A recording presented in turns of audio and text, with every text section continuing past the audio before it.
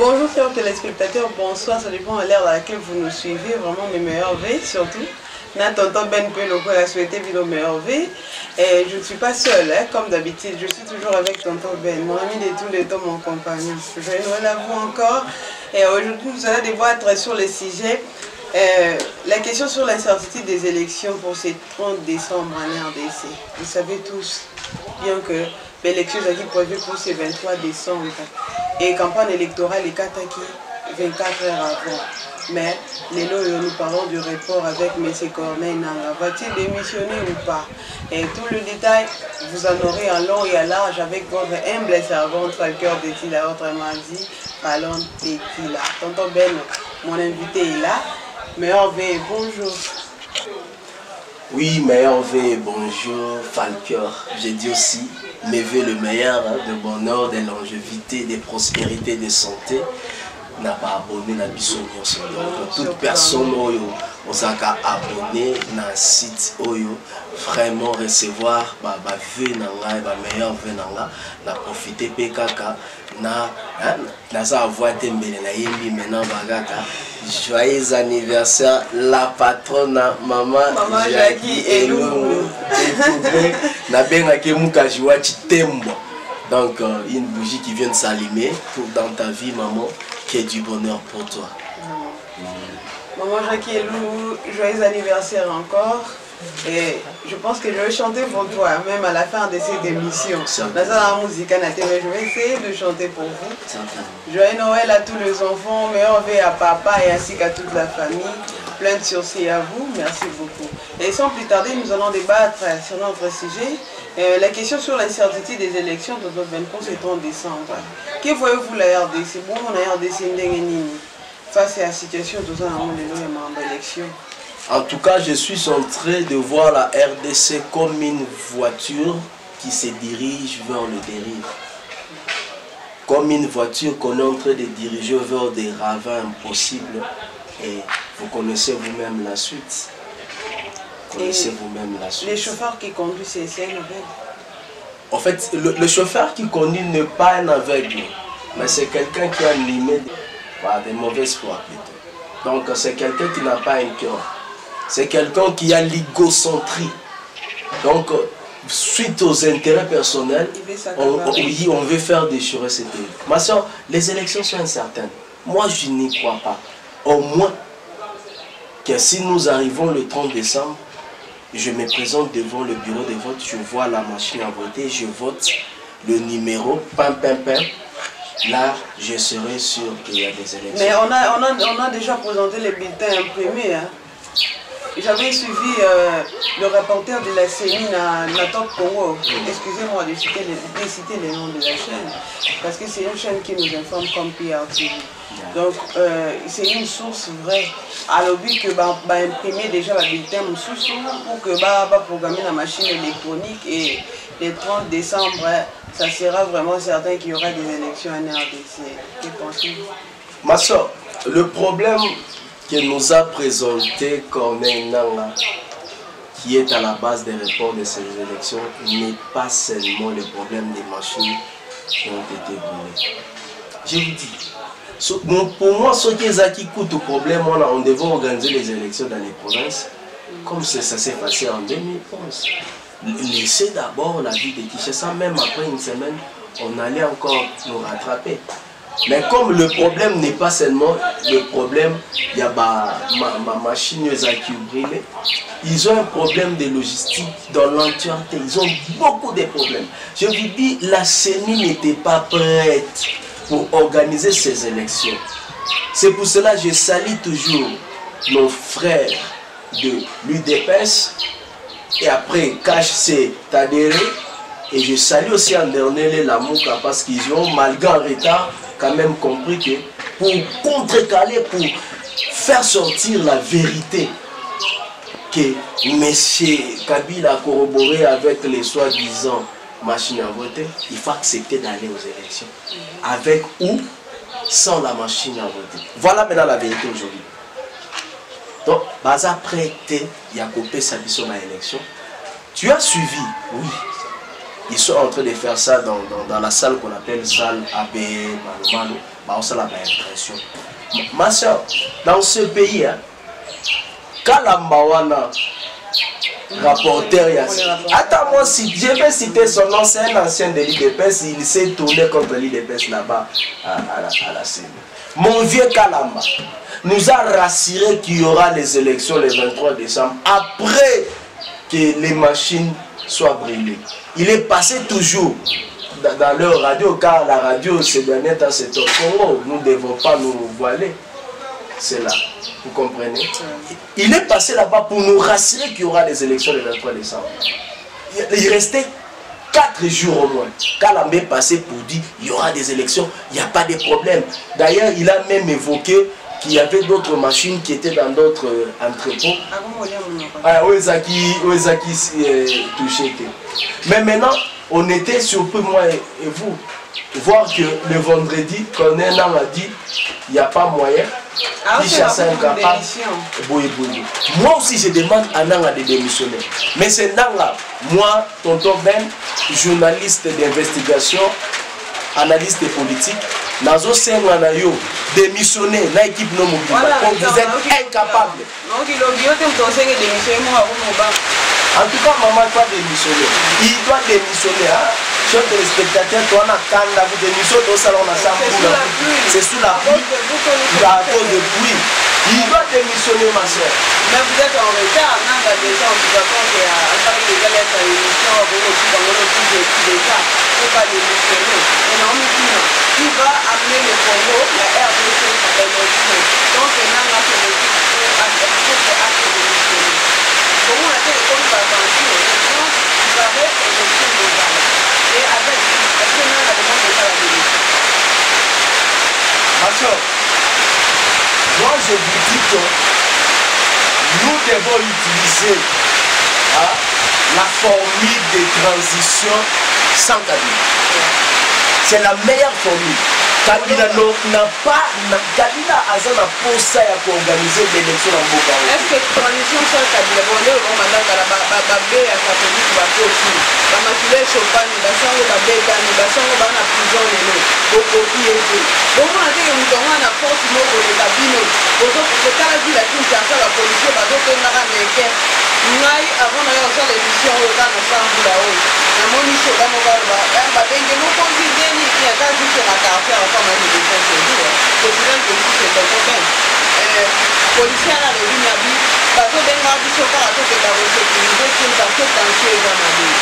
Na tuni mo bato déjà boy qui tension dans la ville. Nanya molindo ka tension na ville.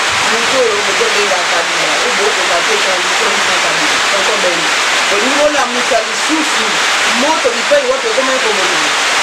Maman, nous avons la moussamoto côté. Moi, à ce moment, dans la confiance, il y a du peuple congolais. Dans la confiance qui te va politique, c'est pour même opposer ton sens à mon sécurité. Là, je le dis, pas que je ne pas que peuple congolais. Même opposant ton sens à mon budget, parce que par rencontre des GC Bandi, à mon avis, pas eu, à mon avis, pas tu, d'abord, na bombi dans l'information, tu oublies ça au moment opportun, tant au venez qu'on a la voix. Vous savez, ils sont un professionnalisme, il faut traiter l'information avant de diffuser. Mais c'est juste la flasher kaka. Pour déjà que moi, ma contact des infos pour apaiser. Dans l'année Twitter, il y a Didier Rennes. À lobby bien, saut élection. Et ça, le 30 T, Bandego la bicho. Malgré l'impérialisme, capitaux, vous savez vous-même, on a raconté le Congo. Mais dans le moment où on a choisi, on a posé ça, afin que Kabila doit laisser ce pays. Comme ils ne veulent pas sortir à la porte, à quoi il met la même la fenêtre? Parce que peuple est maman, il faut que l'élection soit les 30 T. Quel que soit où est-ce que tu sais que ce n'était pas facile? C'est ça, au petit mois, peuple a déjà prêt que dimanche, le 23 et mais quand même, on a mis de l'eau dans notre vin pour se temporiser pour une semaine. Nous avons besoin, il y a élection le 30. Ce qui Nanga a démissionné, Kabila a démissionné. C'était ça ta question. Si Nanga démissionne, Kabila aussi démissionne. Donc, on doit docteur Mukwenge, tu es président de la transition. Tu es président de la transition, tu es le cardinal Monsen, on a une carte de Zabon. On a depuis Pape, en plus de information. Pape déjà si la carte, il n'y a pas. Ok. Merci. Bandego Malana. Carte, il n'y a pas déjà ça. Claire. Tozozwa le docteur Mukwenge, président de la transition. Tozu cardinal Mosengo, président de CENI. Allez, Tozu Bandego sur Tikali Basali, moi, bon pour l'élection. On a besoin d'oublier ces régimes. Bakeni, Bazonia Wolabiso. Nakomelama était pour calmer les amakasi. Mais je suis en colère.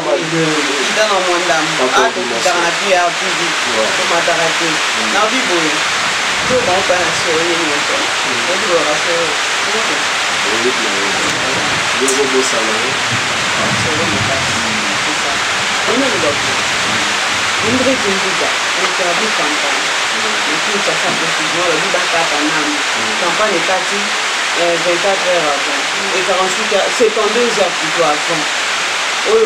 Jean-Pierre Kalamba, on va expliquer ce que le rapporteur a signé. Si pour nous, quand Bakati a tout dans ce que quand Bakati a le mot livre, balobi na bakanzi basengi bakandidat nyonso badeshire biloko na bango to de campagne et puis fin ya Chada eza na kati ya ville ya Kinshasa mpon boulevard elo ya Chada e mama oli bazokontinue kaka kendaka point po base ya campagne ya Chada mais awa na monoko ya ndozingi ya campagne esalini esili nalingi otomboka siko tala est-ce que nga nakobosana numéro 20 to numéro 4 na kango te toza na 2 numéro oyo eza na kati ya mitoba eza numéro 20 na numéro 4 naza kuna posa otanga kombo te ntango dezobi na congolais otie kabu totie makesi zonananga basali eloko te bango bapekisi campagne po anini niveau ya filmu oyo Chadari azwi yaya Chadari abetami lokola mwana 2 ans talaka mwana 2 ans babete mpe bamikolo badit mibale babeti Chadari abetami bazali na espoir ya katanga Fatia abeti bango na katanga bazali na espoir ya Kisangani Fayulu abeti bango na Kisangani ekote kutu koloba te malgré bakabula mbo Fayulu abeti bango kasa ekutu bakomi te po bayebaki tuna ndeko Emmanuel pwani na akoma ichikapa te atumbana babiro ya PPRD tala komona na kanda ya balobaki non topekisa campagne po et atténuer ma mémoire batu babosa na numéro 20 na numéro 4 tokomobenga bango na ba numéro poso tangi komo ba bi campagne biso to stratégie zati numéro 20 numéro 4 voter bango aussi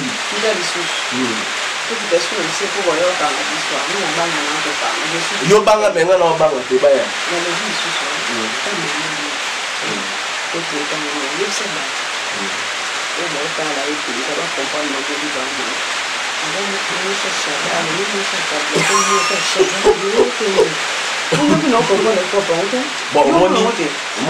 fallait moi ça Chadaga bimaye bana c'est moi comment ça fati moi c'est tout ozolanda bolanda mo bali na ipese so balo ke nakor ya balongo na Genève côté na Nairobi omona mama zo découvrir côté tata zali si voyez il va baner malama ko bonde nalobia mais depuis son nom merci na peso non merci ningo signeler ngai dia au de prison pe na ndimi ya na ndimi mama Olive traité santé là maman traité santé là s'occuper la maman santé tika mambola o mote quand même maman eza na mutu tokuta na pouvoir bino baswai tukunyata bino lokola baya. Ça c'est quel genre de langage? C'est quel genre de langage? a traité santé na ye atika biso kanda te mpona posa kitolongola mon époux yalobaki mon époux Chers téléspectateurs, c'est l'ambiance qui règne sur Pierre. Vous autres abonnés, mon épouse d'ailleurs. Aza la poto, aza ya kalabi. Aza la poto. Batu misu ba benga batu na ngoyo ne makangwa tonto bento bento. Ala la poto te. Ngai yanga aza la poto. Makangwa tonto bena na poto. Yanga aza la poto so bolimbo e ba adresse na fo botu na Rebecca Elungu. Ndako me mabino na maître. Na maître Jonathan Elungu. Prophète Elie Elungu a église ya Sambela. La réalisation va nous signaler si ça reste combien de temps. Sans plus tarder, nous allons souhaiter aussi un joyeux anniversaire à maman Jackie Elungu, comme je l'avais promis, je dois chanter pour elle. Mais la réalisation signale que ça reste combien de minutes comme ça. Vraiment, hein, très heureuse. Vraiment, vous avez notre tonton Ben, vous savez l'ambiance qui règne ici sur PR TV. C'est ainsi que je vous prie, mes chers téléspectateurs, papa, maman, jeune frère, jeune soeur, enfant, abonnez-vous massivement pour que vous aurez toujours l'information à la vidéo. Dans le PR TV, non seulement tant d'informations, tu apportes un peu moins divertissement dans tonton Ben, moi aussi, déjà là, moi polémique, Moro, moi le roi de ça. Il faut aller à la santé, santé à bien. Mais ça va mettre le moment bas sur le ouais, c'est la vérité. Toyo qui va à radio trottoir et puis tu es informé, on ne sait pas ça. Nous descendons jusqu'à la source. Là vraiment je dis merci à maman Jackie Elungu, au prophète Elie Elungu et à Grady Kabantou et sans oublier Jonathan, vraiment tout à la Jonathan aujourd'hui. Parce qu'on a filmé na évité pour que ma image est parvenue déjà avec ma bande qui m'a dit que c'est grâce à elle. Et là je salue mon cordon qui est au plat. Il y aura évidemment mon gars ou privé, quand on gagne Kaban, mais il n'est pas mon gars, lui c'est mon daddy. C'est quoi ça? En tout cas, je vais chanter. Du moment j'ai été élevé. Tu chantes bien, tu vas chanter, non? Ouais, Claire ma douce, Claire, ok. Joyeux anniversaire, joyeux anniversaire, maman Jackie, joyeux anniversaire. Ça c'est PR TV vraiment. Et bye bye, l'émission d'aujourd'hui en tout cas c'en est fini. Hein. On se voit à la prochaine numéro. Vraiment, je vous remercie. Merci. Très cool.